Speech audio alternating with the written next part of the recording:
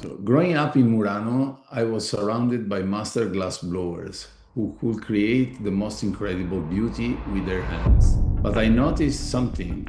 The most memorable pieces weren't just technically perfect. They were the ones that made you feel something. That's when I learned that empathy is not just nice to have in design, it's everything. The only secret ingredient that you can put in the project that you are doing, and if there is also fun and there is a passion, and you bring people to dream together with you to be able to create something that makes sense. Every time that we are designing something, we are not only designing an object, we are also able to create a little community.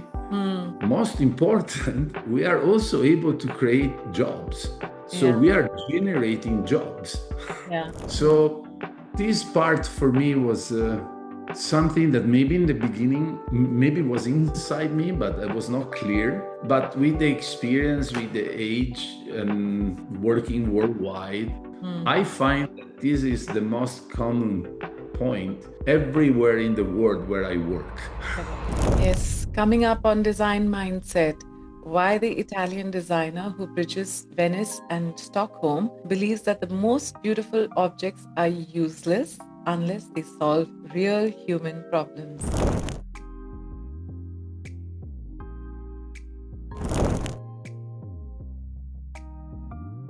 Hey everyone, welcome back to Design Mindset.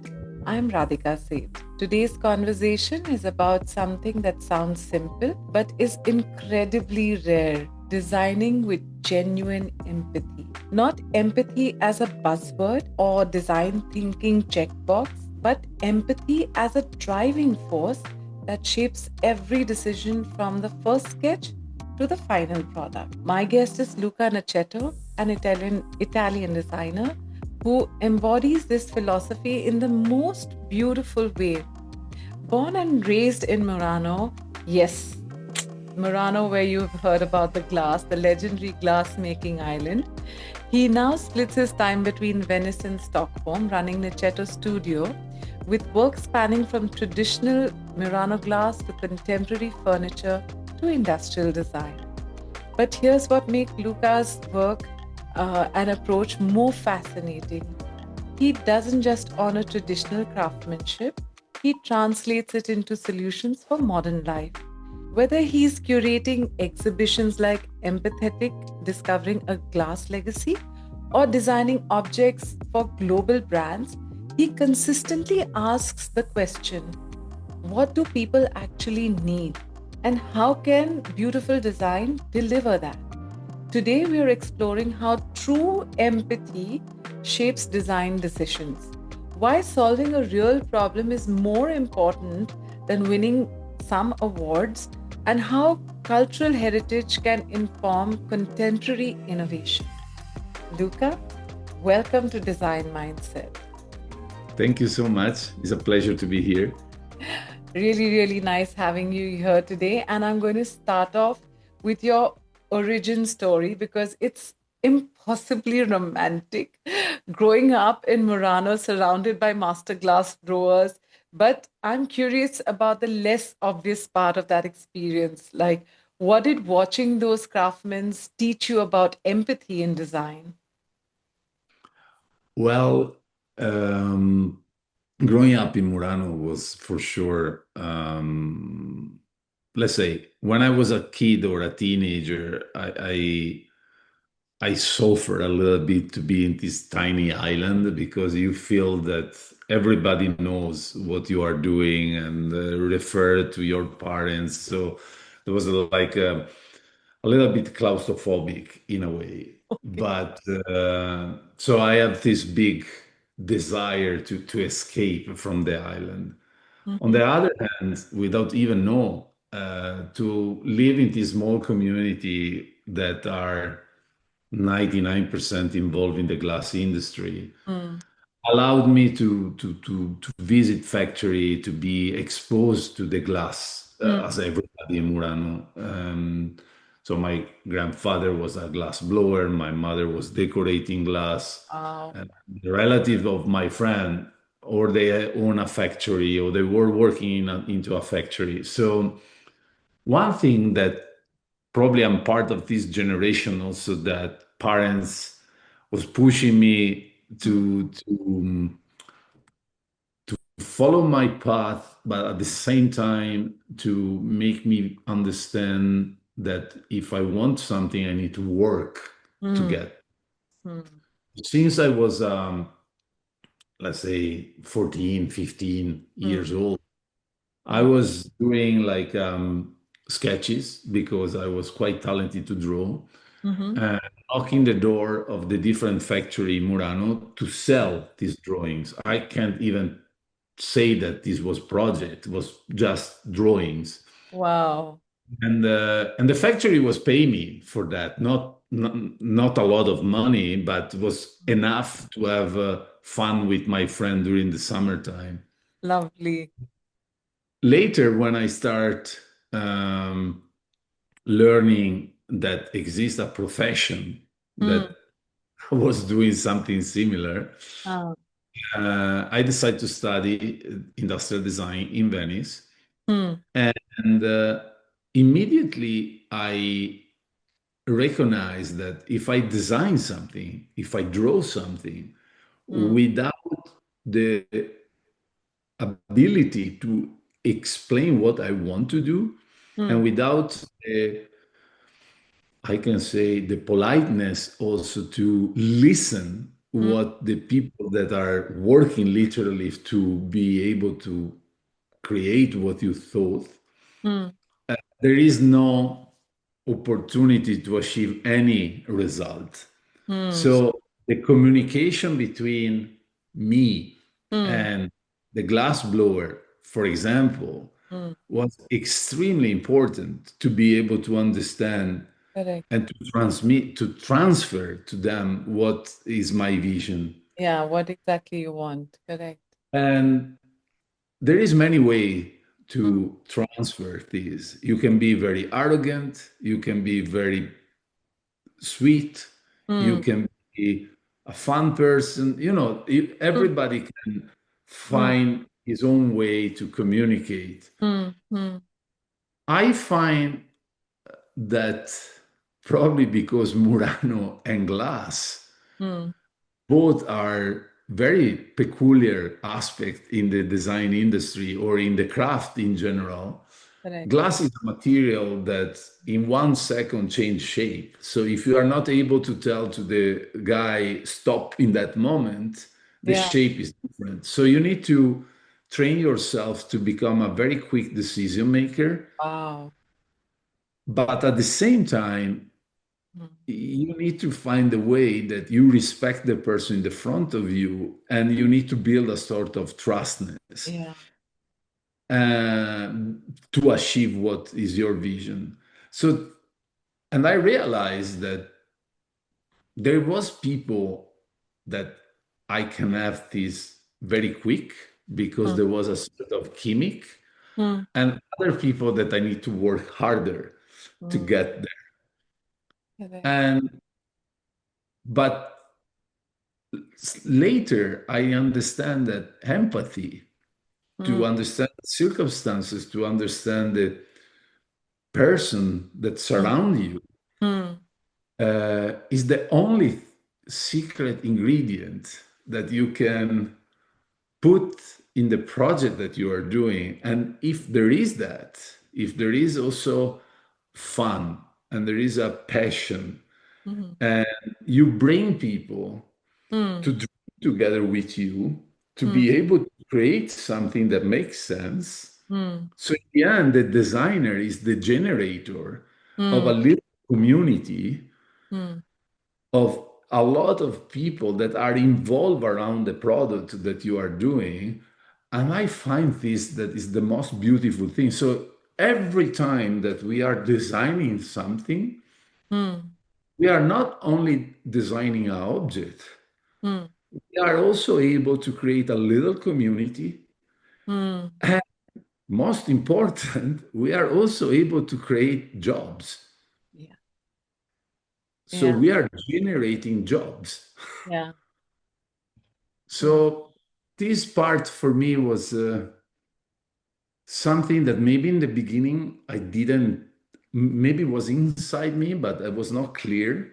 mm, But with the experience, with the age, and working worldwide, mm. I find that this is the most common point everywhere in the world where I work. Correct.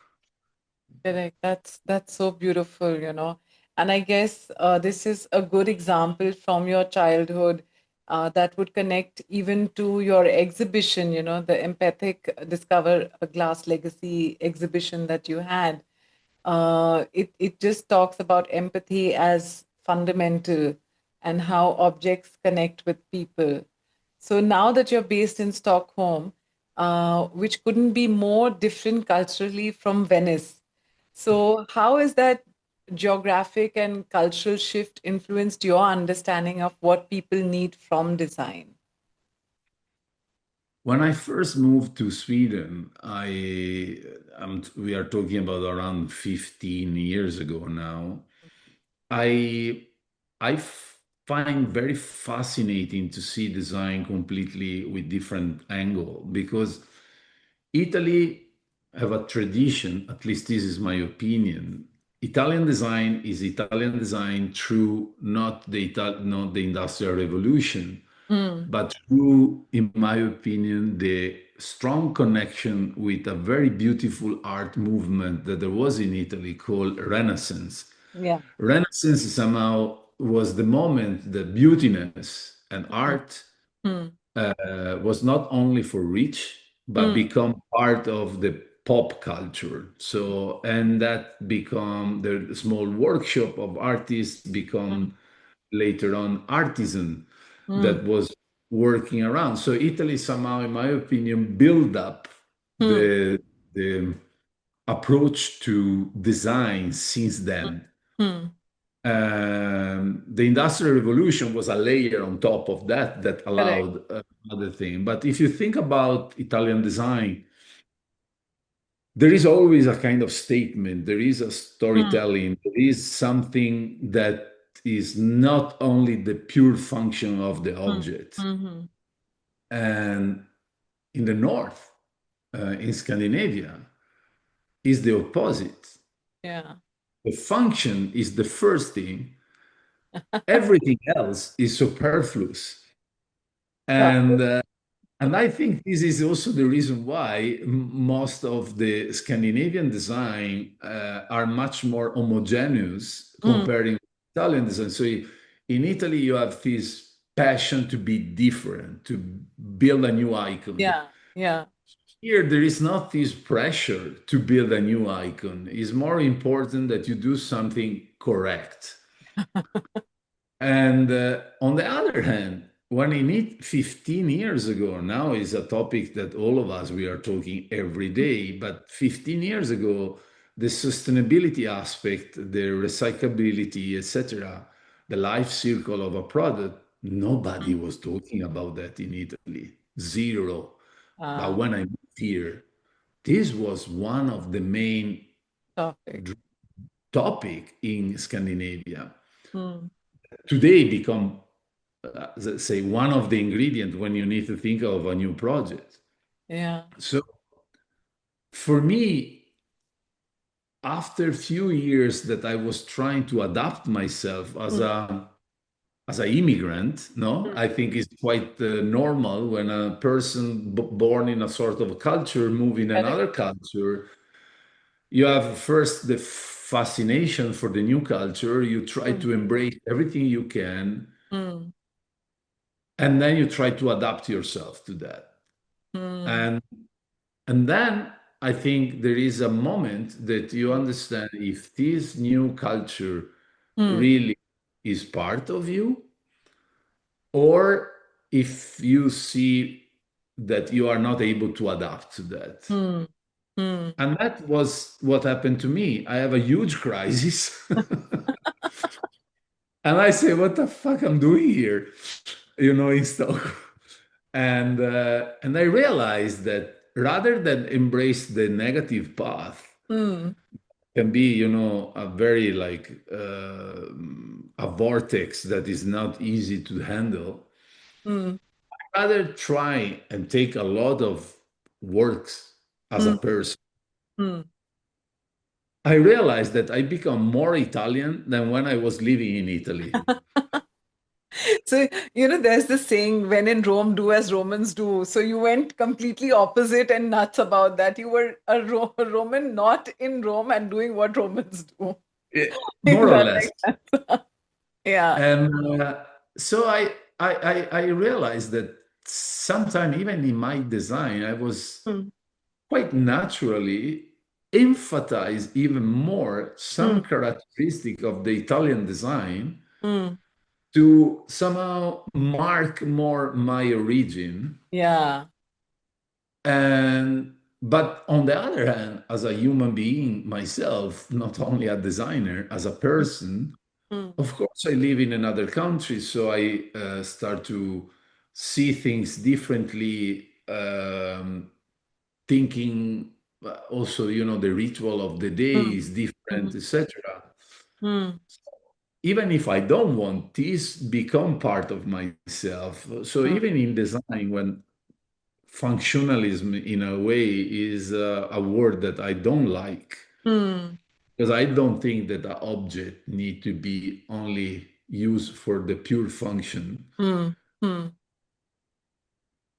This mindset, this thought allowed me to bring this aspect of the empathy that mm, the object need to, in mm, a way, glow mm, even stronger.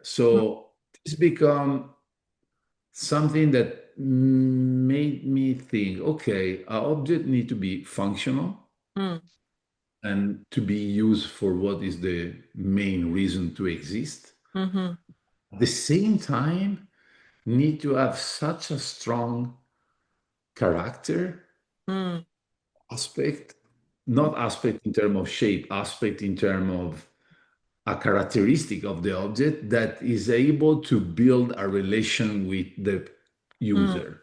mm, Without that component, there mm, is no reason to design another chair or mm. another. Correct. Correct. Correct. So this was really important for me. That was a big lesson learned to be in Sweden.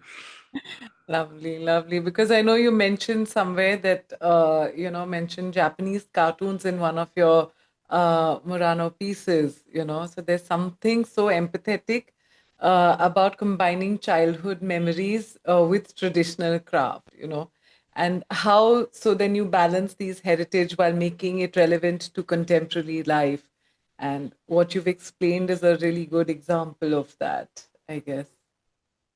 Um, I think um, um, all of us in the last, even more in the last 10 years, I think with the born and raised of social media, we were very exposed to a sort of Mm, globalization of mm, information. mm. Even when I was a child, if I want a pair of basketball shoes, maybe that basketball shoes was you can buy only United States, you cannot find in Europe. So Correct. you were dreaming to, and if you hear someone that was going to United States, you were asking to them, "Can you please buy these shoes for me?" So there was more like a aspirational Yeah, desire to correct. have something. Globalization made us somehow having everything possible, even if we are living different countries, etc. Mm, So thinking about this aspect and thinking also to be a designer, I never thought to be a designer following trend. mm, Maybe I, catch some trend because I'm living this moment, but mm, I'm not a huge fan of the word trend. mm, Or mm, on the other hand, I truly believe in the human mm, powers. each of us, we are individual. Each of us, we have our history. mm, Each of us, we have our origin, mm, our passion, our hobby, whatever. true. So each person is so beautiful because we are different. Mm, If we are different, mm, let's try to spread this different point of view and embrace some memories mm, that our brain is able to elaborate and then create something that is meaning for you, mm, but in the end is also meaning for somebody in mm, the world. mm, So I stopped thinking about the dream of all the designer to design an object that is successful mm, worldwide. mm, I stopped thinking that every single project that I'm doing need to be loved by mm, everybody. mm, So I start to think more to be authorial in that sense. I need to be more authentic mm, mm, to me, to myself, but also to my client, my partner. mm. Because otherwise, why they come to me? They can go to many others if we are all the same. Yeah, yeah. So, I'm going to ask you here because you're talking about this aspect of your life. So, if you can help me understand what your philosophy, of design is, what does design need to do to solve real problems, not just be beautiful? That's what your philosophy is. So, in a world where Instagram and design awards often celebrate aesthetic over function, how do you stay focused on genuine human need? Because what you're bringing up is a very important point, about your own personal philosophy and approaching and not wanting to please everyone. So, could you just elaborate and help us understand that? Well, I think you start to need to appreciate also people that say that something that you have done is ugly or something that you have done they don't understand.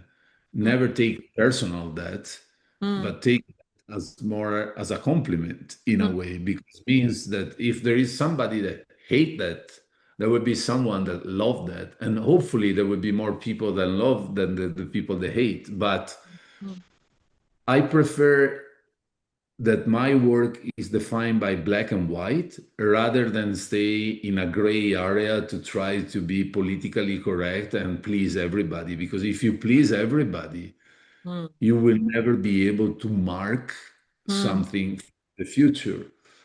And my goal as a designer, or my dream as a designer, is not really to be celebrated today, even if it's very good for your ego.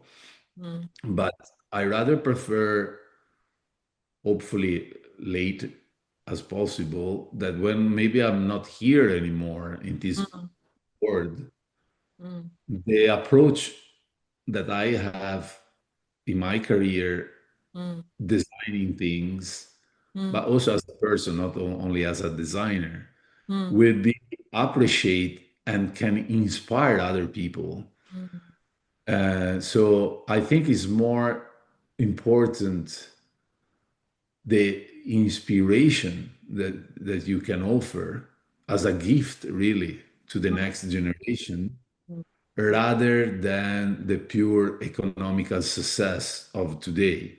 mm, So maybe this sounds that I live the profession as a designer as a mission, mm. Yeah, but it is a mission. yeah, Otherwise, you are not going to do this job only if you want to make money, or if you want to make money, you will do in another kind of form. got it. Yeah, that's such an important point. So, can you walk me through your design process? Like when you start a new project, how do you identify what the real problem is versus what the client thinks the problem is? How do you go about it? I think there is, I mean, problems is a good designer should be a problem solver. Hmm. You maybe you can solve problem for customer, or you can solve problem to your client that in this case is the middleman between you and the customer. Hmm. You can solve problem thinking a project that is easy to stock. in the warehouse, and this will benefit the final price. You know, you need, in my opinion, a designer is like a director of orchestra. Hmm. You need to see what is in the front of you as a beautiful, orchestra, Hmm. and each segment of sales, Hmm. warehouse, customer, ritual, behavior, society, Hmm. all of that are different musicians that play different instruments. Hmm. As a director of orchestra, maybe you don't know how to play all the instruments, Hmm. but you know how to make the musician play. Hmm. So I believe that you need to be able to make a beautiful concert or the Hmm. best concert that you can, Hmm. try to understand what instrument you need to touch most to Hmm. make that concert work. Hmm. And sometimes, as I say, is a price. Sometimes is a craft. Hmm. Sometimes is packaging. So there, you need to be passionate to understand that you are part of an industry, Hmm. and you need to understand how the industry works and perform. Hmm. If you know that, it will be very easy for you to understand where is the problem. Hmm. And if the client come to you and say, this is the brief, Hmm. because we need a product like that to solve this problem, Hmm. you should be able to say your focus is wrong because the problem is not here, but is here, here, and here. Hmm. And giving and trying to give in the solution to that. Hmm. So that I think is what good design should be today. Hmm. Um, and try all the time to improve, even just moving forward 1 millimeter Hmm. Hmm. is a good result. Sometimes you can do 1 millimeter, sometimes you can do 1 meter, sometimes you can do 1 kilometers. Doesn't matter. The Hmm. important is always trying to push forward Yeah. uh, Hmm. without always working on around your safe zone. Because if you work around your comfort zone, Hmm. you are not doing design anymore. Hmm. You are doing styling Yeah. because you stay there. Yeah. Yeah.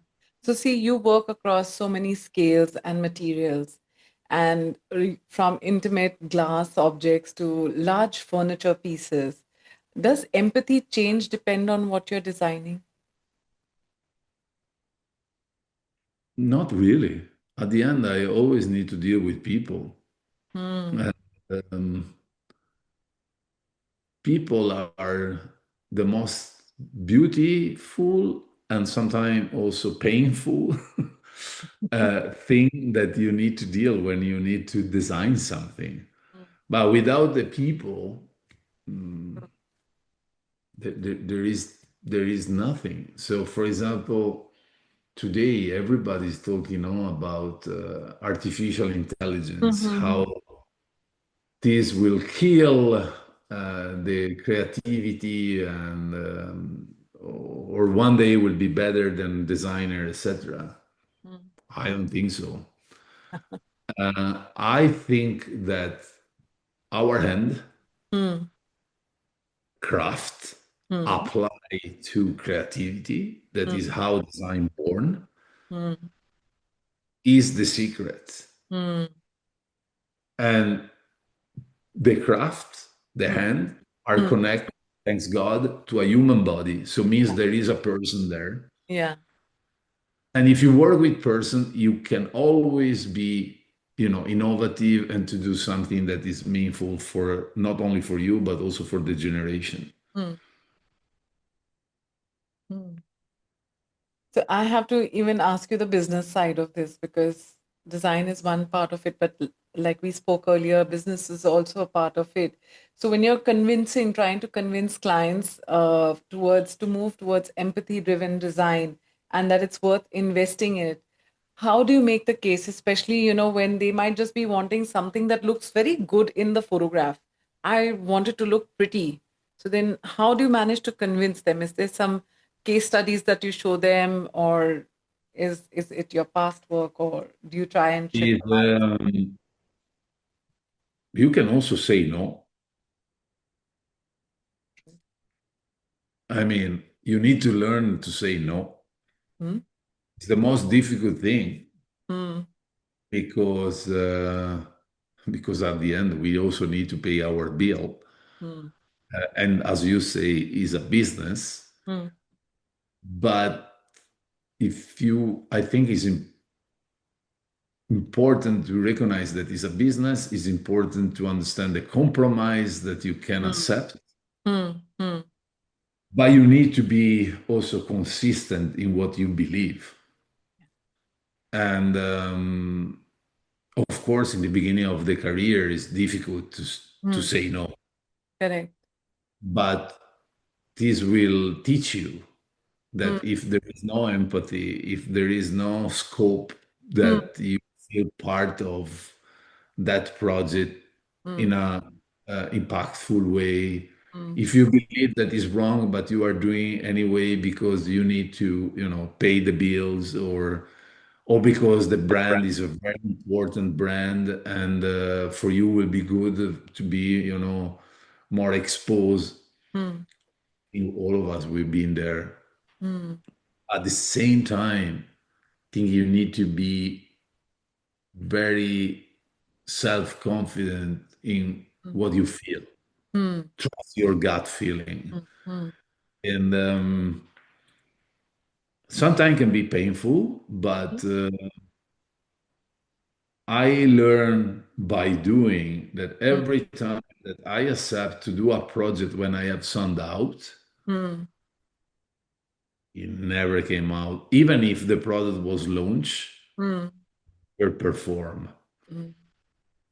In the moment that, Hmm. not always, Hmm. but let's at least the starting point when you are working with a nice people, Hmm. feel good in that contest, Hmm. you have so extra energy to perform even more than what is a request because you are passionate about Hmm. that situation. Hmm. You build a relation that in the end become not only work relation but also personal relation Hmm. because you spend more time with these people than with your family. Hmm. Then maybe not all the time, but the chance that that project become successful means, when I say successful, means Hmm. sell, well accept, etc. Hmm. It's much simple that happen in that situation. So I don't think I need to convince anybody, to Hmm. be honest, in following what I believe. Hmm. Um,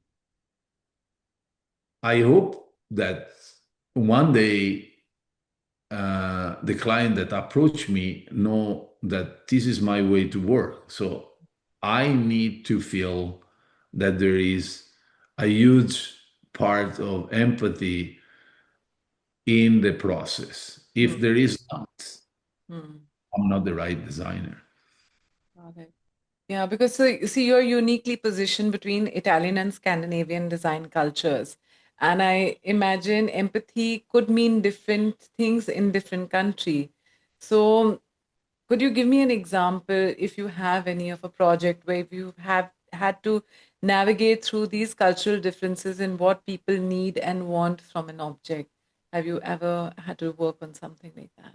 Oh my God, yes, all the time. I mean, working, thanks God, I was, how to say, lucky enough Uh, to have opportunity to work in many different part of the world and touching different, culture. hmm, Um, and I remember when I was art directing a brand in hmm, China, hmm, and I was going China quite often. hmm, Um, I was the team. that was in the product development. It Mm, was a very young team. And, in China, they have this sort of cultural approach mm, through the idea of a master. mm, A master in terms of someone that can is highly respected for the result that he mm, achieved mm, in it.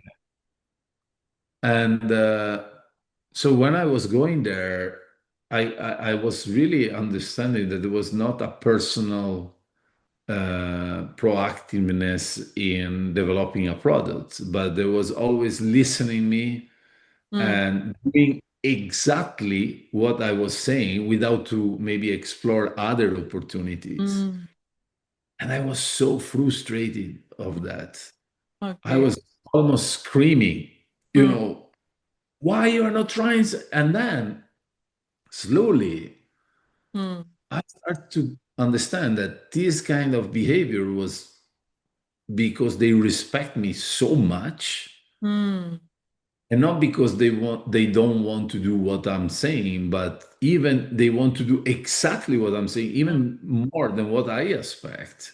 mm, On an Italian point of view, you say what you want, but then on the other side, there is always, for grant, someone that put their own idea on top. So in Italy, you need to work the other way around, mm. trying to stop that their, point of view is becoming bigger than yours. Yeah. So all of these, and this is just the example between China and in Italy, but I have many others in the US or in Japan or wherever.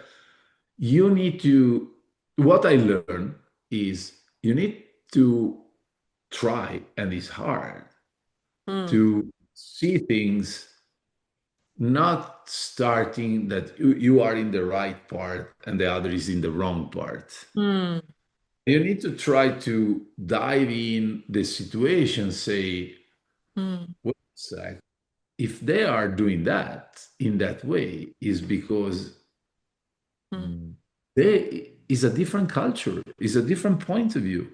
mm, So if you try to impose your culture or your way to do mm, things, mm, you are also not respecting them.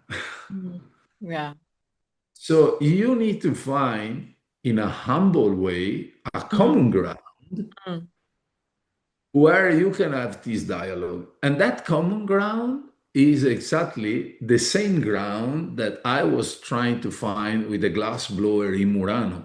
mm, You just need to be more mm, uh, sensible in mm. understanding that culture is a beautiful thing, but also put a stamp on you that give you a sort of strong imprinting in how you want things done.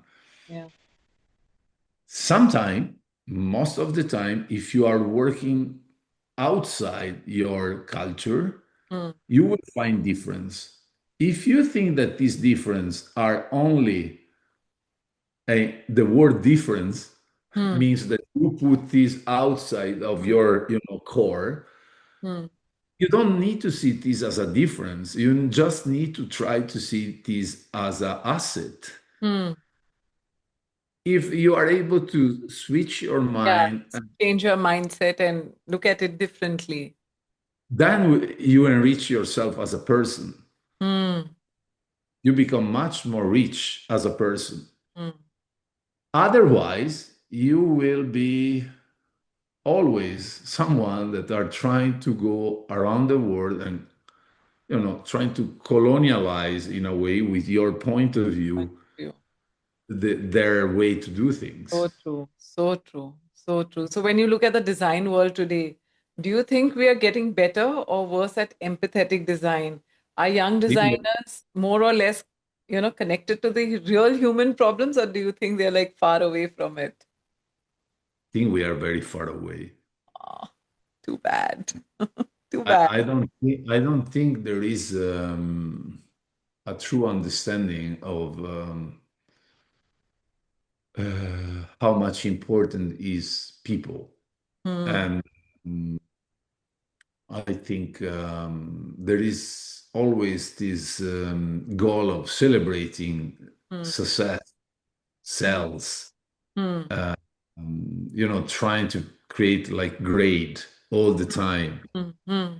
Um, I think these need to change. I think there is, we should, all of us, also the one that is considered successful, Hmm. be able to spread the word in not pushing new generation or artisan or people to do, as I mentioned before, exactly what you want, Hmm. but trying to create a canvas Hmm. where you accept and the other accept. Hmm. And there is in this canvas a common ground that each of us have their own identity that can live together and can create even more beautiful things Hmm. rather than only try it, we should more cross-pollinating the culture rather than impose a point of view. And Hmm. to be honest, backing what we were talking before, globalization in that sense didn't really succeed to help us, to maintain this kind of identity. Hmm. Okay. So sadly, now it's very sensible, the question about inclusivity, different kind, women, men, Hmm. equality. Um, I, maybe sounds very, harsh what I'm saying, but I don't think that a company need to pick a designer only because the gender. Hmm. Uh, I think you should pick the designer or working with a designer through the talent Hmm. rather than the gender, to be honest. And of course, there will be people that say that I can say that because I'm a white man, European, and easy for me to say. Hmm. Hmm. Hmm. But for me, is the equality will come up if we are all at the same, ground, and there will be no inequality if we understand that. Yeah. Yeah. See, talent generally doesn't have any gender. So it doesn't matter whether you're a man, woman, or whatever, you just need Yeah. this, like, you need a doctor who's good with his medicine. Likewise, with It- designers, you need designers who know how to connect with real human problems so that they can provide a solution. So I'm going to ask it- one last big question before we get a little playful. And yes. so my this question is that if somebody wanted to develop more as a designer, um, I wanted to develop empathy more as a designer. What would you tell them to do tomorrow? Like from tomorrow, this is what you need to do because you want to grow empathy in you. Travel and meet people. Hmm. I think, and be curious. I think if you are a curious person Hmm.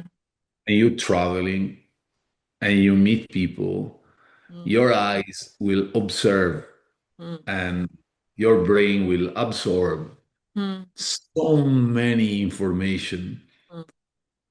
that will be an incredible source of inspiration for what you want to do. And I don't think school, university, etc., can teach that. Yeah, true. Or you have it or you don't. But I think this is the most important part to be a designer Hmm. tomorrow because meeting people, traveling, listening, Hmm. see, discovering, Hmm. you can understand that design can be applied to so many things. Hmm. Hmm. That doesn't need to be another chair or Yeah. another Hmm. or another, I don't know what, radio or television, mm, uh, you can find out, mm, by yourself what can be a cool things that the mm. people want. And it's back in what we were talking for almost Yeah. 1 hour now. The the human, the Mm, people mm, is the most important thing. So if you are listening, if you are enjoying, if mm. you then I think you can be a very good designer. Super, super. So now we go to my fun part, which is this segment called the Design Mindset Challenge. I am Okay. I am going to give you a very hypothetical situation. Yeah. So treat it like a real brief that has come your way and tell me how you will solve for it. All right. Right? So imagine that you're approached by a nursing home chain and they want to redesign this common area that they have.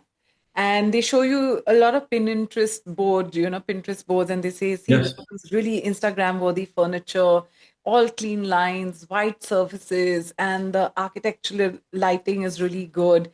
And when you actually visit the facilities for a recce and to see notice what the residents want, and you go there and you notice that, people over there, they're like, attached to the armchair which is there in the corner because it feels and reminds them of home.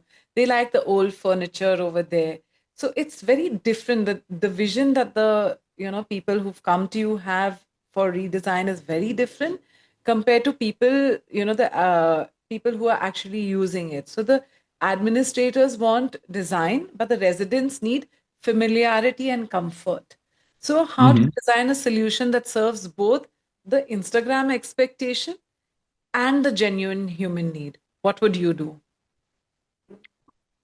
Um, First of all, I will try to organize a meeting between the people living in the space and the people that commission to me Mm, the mm, uh, design.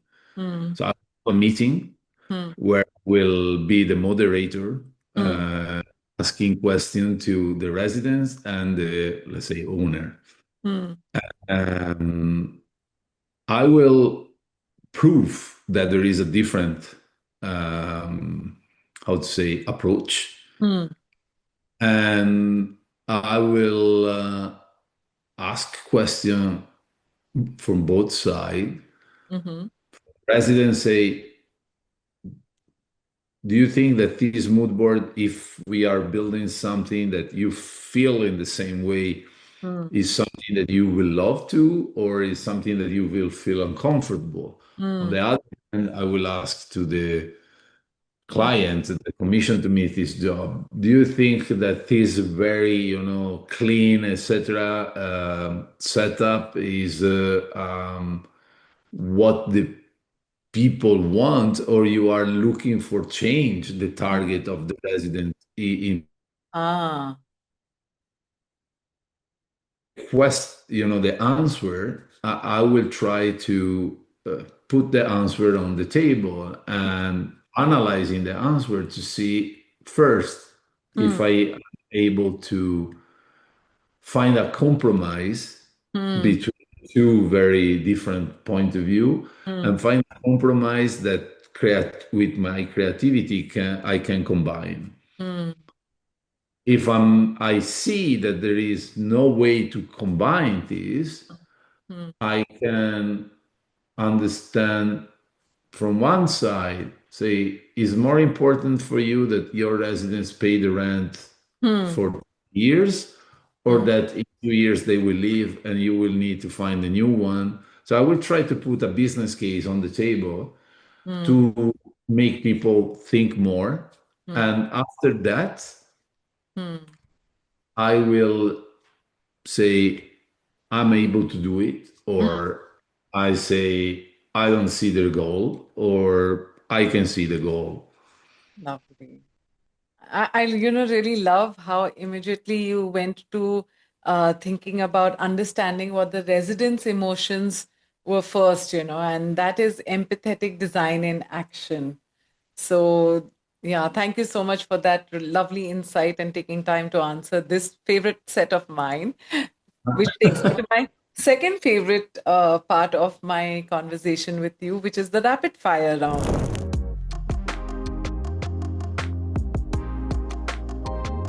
So, I'm going to ask you a couple of questions. I don't want you to think too much. So, whatever comes to your mind first, just give me an answer, okay? Yeah. So, complete this sentence. The biggest mistake designers make is assuming Sorry, can you repeat? The biggest mistake designer are that is designers making in assuming. So, what is the biggest mistake in assuming? What do you that think? we are always right. Ah. Okay, so one object in your home that perfectly demonstrates empathetic design? The spoon. A spoon. Okay. Your biggest design failure that taught you about empathy? I have a lot. Um, the biggest one. Uh, the biggest one.